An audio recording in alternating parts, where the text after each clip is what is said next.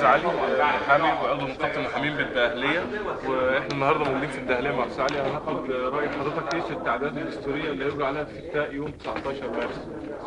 والله انا عن نفسي بصفه شخصيه طبعا انا رافض التعديلات على اساس ان لابد ان يكون هناك نظام قائم كامل حمايه للشعب في حاله عدم وجود الحاكم، ومش شايف اي ضروره ان انا اعمل بعض التعديلات والحاكم مش موجود وابقي تعديل الدستور لحين ظهور حاكم جديد يبدا يساوم الشعب ويصنع دستور بمواد تعطي له الحق في ان يكون طاغية.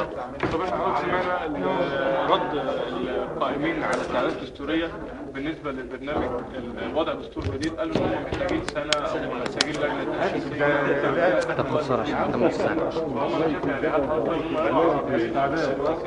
عشان نصور مع طب انا صورت بقى صوره كده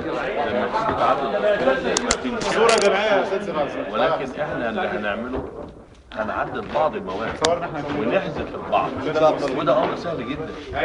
واللي عرفناه ان اكثر من دكتور في الجامعه وعلى راسهم المستشاره تهاني قدمت مشروع متكامل، دستور كامل. ايه اللي يمنع ان احنا نناقشه؟ وايه اللي يمنع ان احنا ناخد عليه استفتاء بدل ان انا اكثر من ماده وابدا ان انا اعدل فيهم؟